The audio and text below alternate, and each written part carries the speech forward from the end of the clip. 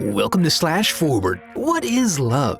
Is it the biological urge to competitively chase down the virginal blank slate representation of male sexual desire? Maybe not, but either way, it is intriguing to explore whether the recipient of all that barely tethered lust would be able to lead a safe and fulfilling life in her community. The end result of this exploration might surprise you, so we're going to jump into it right now. Let's get to it. We open with some philosophical groundwork for the overarching themes. Do boys love Mandy Lane? Or do they love tits and asses that, in their still developing voluptuousness, remind them of the fertility of their mothers? We have to put a pin in that for later as Dylan pulls up to demonstrate that even the big boys are digging on that body. She and her BFF Emmett are invited to a pool party for the mature kids, who discuss art and literature while drinking from their plastic cups and smoking from their fancy glass bongs. She and Emmett stick around well into the evening, even though they're clearly not enjoying themselves. Hoping she's bored enough to enjoy the relief of his company,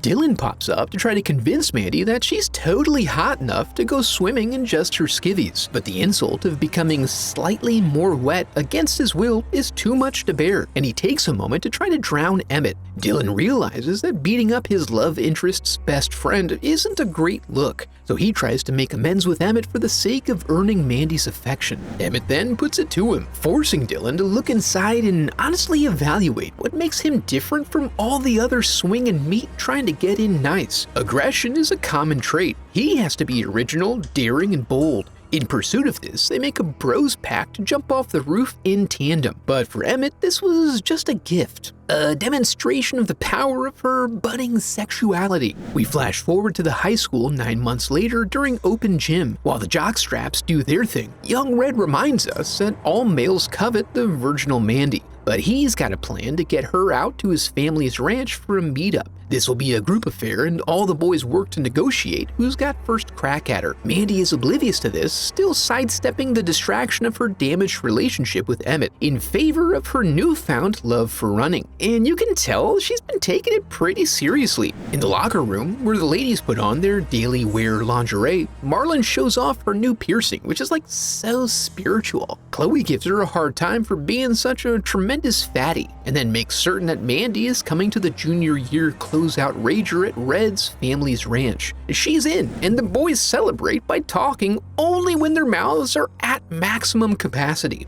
Mandy just has to convince her aunt that her new group of friends are super responsible, so really, there's no reason not to let her go. After all, her parents would have done it, if they were alive. After being granted permission, she heads up to change into her bedtime bra in front of an open window, as young ladies often do. Naturally, the whole neighborhood is watching. Soon they're caravanning out into the country. They stop near the old silo, which is their favorite spot for smoking and playing ball near the decommissioned railroad tracks. Then they go to fuel up at the last stop before exiting civilization. Seeing an opportunity here, Jake pulls up to ask directions of Robert Beer himself, to lay a distraction so Red and Bird can relieve him of his precious cargo. Meanwhile, the ladies are doing some lines in a rural gas station bathroom? Damn girls, save some for the ranch. Their return helps to extend the old horn dog's distraction long enough for them to all mount up and flee. They're so amped up by this, Marlon covers Jake with the map and takes the main road south till it tees, if you know what I mean. At the service road that takes them back to the main house, Chloe insists on consolidating into one vehicle to avoid scratching Daddy's car. There's room in here, sit on laps. Well, Jake's might be a little soggy. Luckily, Mandy and Bird elect to walk the final mile. Bird thinks it's so crazy that they're together right now, because the others will definitely be chattering about it when they get back. So wouldn't that mean they should just be together? He tries to differentiate himself by asking permission to touch her in various ways, like a respectful king. But they're interrupted by Garth, the sicko ranch hand, and it puts Mandy in a state of mind like she has an attenuation toward identifying perverts. When they arrive at the main house, the group is already skeeting out by the windmill, and Mandy seems to have a moment of dim recognition. The girls can barely open their suitcases before Red is pressing for some time out at the old watering hole. Mandy takes the long way around so she can get in her steps for the day and check out some interesting bloody puddles. When she arrives, she finally gives the fellas what they've been waiting for all their lives, stripping down to her chones for some swimming. And they're in there dicking around in the silty waters, drinking martinis and ripping off Chloe's bottoms when a serpent starts to slither in across the surface of the water. But no matter, Garth will shoot anything that walks or crawls along the earth, no matter who or what is downrange, and he'll stare right at you afterward. That evening, they get to the drinking games, which pretty much just looks like drinking. Once properly buzzed, you know what's next. Truth or dare?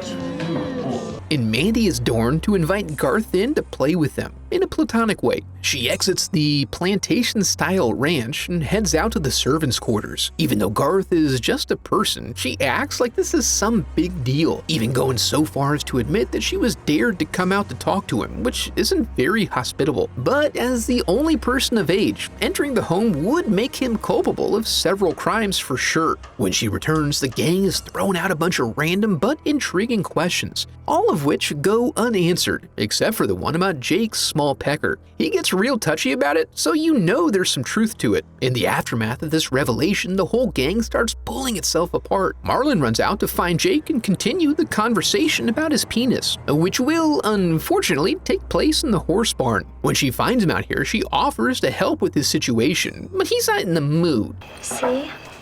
It gets big when it gets hard. Of course, who is stressed about the size of their flaccid wiener? Anyway, Chloe was holding a candle for Jake, so she goes back to her room and rips off her natural bra. Remember those? And stands in the window to continue feeding her humiliation fetish, while they're back busting in the barn. But when it's time to reciprocate, he suggests she go find Red because he's got things to do. He's busy, so he dips out and leaves her in the dark. Chivalry is dead. She waits here, hoping this is all just a big goof, but gets cracked over the head. She wakes up with a shotgun in her mouth. Her assailant then uses this as a lever to crack her jaw apart. Back in the house, they suffer a power surge. Since it's Red's ranch, he feels he has the right to boss everyone else around. Once they settle on their responsibilities, Bird goes out to start up the Jenny and Red goes to help Chloe in the bathroom.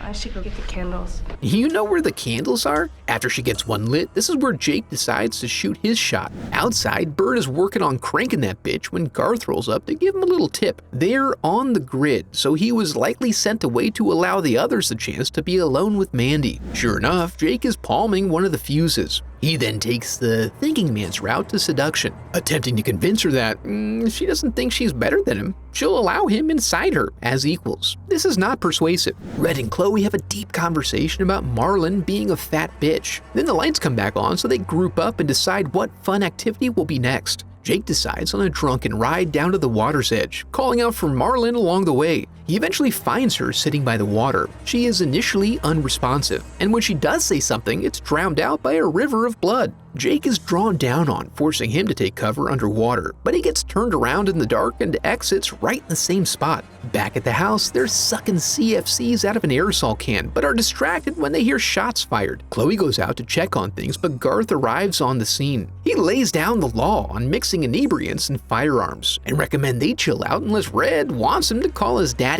Now, just to make sure there's no confusion for the second half of the movie, it is revealed that Emmett is the killer. Through some flashbacks, we see that he's been working on a private murder journal that has taken him on the path towards self-discovery, which has led him here. Now that the party is winding down, Red regales them all with the sad story of the grizzled cowboy marine Garth. Chloe punctuates this by shrieking about a bloody fellow she saw outside, but that is not possible in any world. To prove this, Red goes outside to tempt fate. He settles that matter, but Chloe still wants Mandy to accompany her to the water closet. Outside, we see Red was spared because Emmett was too distracted from sucking on his cherry bomb pop. In the bathroom, Chloe gets all set up and takes that one last pill that's necessary to make her feel all better. As she wavers unsteadily, we get a creeping sense of why Mandy has such a tumultuous relationship with boys in general. Then Chloe convinces her to take a relaxation pill by fingering it down her throat. And then guess who?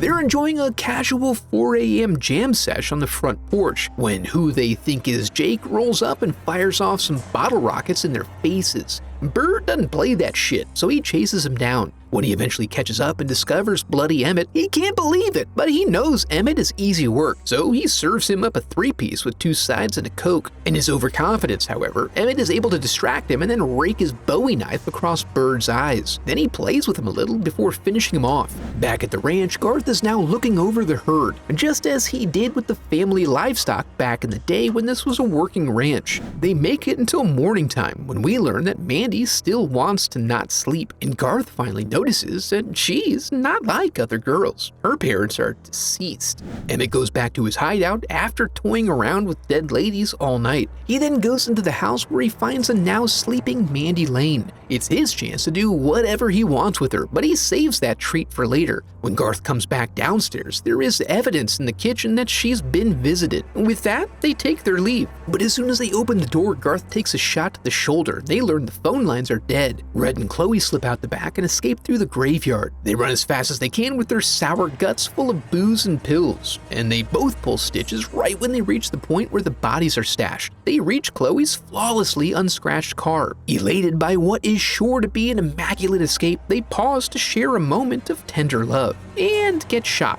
which confuses Chloe and kinda grosses her out. She lets Emmett get real close to them before she takes off running, but he's more interested in the car keys at this point. She makes her way back, flopping all over the place, and despite her inability to remain vertical, she decides to take off through the open fields. Emmett chases her down, absolutely destroying the motor mounts on her dad's car. Meanwhile, Mandy's been spending this time applying a consistent pressure to Garth's shoulder. He sends her to his cabin to get his keys so they can try to escape. She goes and grabs the keys and some medical supplies, but emerges to a dire situation. She strides out to meet Chloe with the calmness that only an accomplice could muster. And, as expected, under the guise of a comforting hug, she guts her. Now they are in the final stages of their plan, which involves a mutual ending of their lives. But Mandy refuses to take her pills first, since she doesn't want to risk an interaction with the pill Chloe gave her. But if she doesn't poison herself, so help him, he'll kill her. But here, her alluring nature comes back into play as she leverages Garth to do her dirty work. Unfortunately, Emmett is just too good, and he takes the big boy down. Mandy flees, but in an aloof manner, failing to see the masked bovine grave ahead of her. Emmett really puts in a good effort here, doing the work necessary to achieve his goals. But he insists that if she doesn't die with him, he's not going, so she does it for him. She then returns to Garth to check in and make sure her new boo is doing okay, then loads him into his vehicle and they take off together, finally free to do stuff. But I don't really know, man, it's whatever. Well, obviously, there's a ton we need to dig into here so we can have all the proper context that will help us understand this film. Just kidding, there's almost nothing to add here, because there was almost nothing provided in the film. Here's what I left out. Emmett's notebook was a record of his ascension to this spree killing, and the intention was to leave it behind to explain for posterity why they did what they did. He never let us take a peek inside, however. Chloe was very critical of Marlon's weight in several scenes. All of those comments were a reflection of her commentary from inside the movie, and they were absolutely ridiculous. In return, the girls laughed at her prominent bush in the gas station bathroom. After Jake had left to find Marlon, solidifying for Chloe that it was over between them, although Jake seemed pretty willing to veer toward anyone who would show him a little attention. We do see her in the bathroom using a pair of scissors to lighten the load a little, just in case. It was repeatedly mentioned that Garth had a dark and complicated past, making him a broody fellow of high sexual value. His story, to add to the mystique, was about the time that the livestock at Red's family ranch caught a bout of the brain sickness, and he was forced to do what needed to be done to prevent the spread. He slaughtered the cows and, as we find out later, dumped them into a shallow grave that he left open? Beyond that, we don't get much at all. Emmett's initial manipulations were easier to swallow given the events that transpired, but we skipped everything that happened in between and are left with no information about what the ruse is here. Why is Mandy pretending to be friends with this group? What did they do to her or Emmett? Because she was pretending to not be friends with Emmett anymore. Were they mean to Emmett? Was there ever an inciting event? We don't really get one that puts this whole thing into motion, but also are denied the same during the entire evening. Our brains fill in a lot of the blanks, but when you think about it, up until they opened that door and Garth got shot, there was no suspicion that anything was happening at all. None of their actions were motivated by the fact that their friends seemed to be missing, and they weren't bothered by it the entire night. Why is Garth still there on his own if there are no tasks to accomplish? And why don't they let him occupy the main house? Why is she staring off into the middle distance at the ranch? Why does she look at Garth this way? Did something happen to her here? They make it seem like something did, but it did not. It's never confirmed in the film, and Red's family has lived here his whole life. And why is she sucking off Chloe's finger? Is she gay, bi, or pan? And did her struggles to come to terms with her identity motivate her in any way? Who knows? We get nothing from the plot, dialogue, or even from the way the character is presented by the actress. But most importantly, do all the boys love Mandy Lane? And if so, how does this play into anything that happened? That is undetermined. The good thing about this movie is that it helps elucidate some common critiques about other movies and put some common evaluations into perspective. For instance, it's regularly argued that part of the terror in Michael Myers is that we don't know what drives him. He is a blank slate of pure evil, making him unpredictable and merciless. But this is obviously not a sufficient condition on its own. There are a multitude of other elements at play to make it all work, because Mandy was similarly impenetrable, and you get absolutely nothing out of it. It confirms that it's not enough to loosely link together some gory or horrific events and think that it's okay to not do much more because there's a possibility that this will accentuate the terrifying nature of what's happening. There is more that goes into it, and having intent and direction in your story is always a benefit. So who should watch this? Probably not most people. It has a fairly strong average rating on IMDb, but I think it's a below average slasher. It's very much a product of the aughts, and it tries and fails to provide us with anything fresh, different, or exciting. Outside of some camera or editing elements, this is basically the cinematic equivalent of boiled chicken with steamed broccoli, washed down by a spicy glass of room temperature tap water. Now that we're here, I want to congratulate you for making it to the end of the video and affirm that you are a very special person because of it. Before we go, I'd like to give a huge thanks to my donors memorialized in the Hall of Headshots.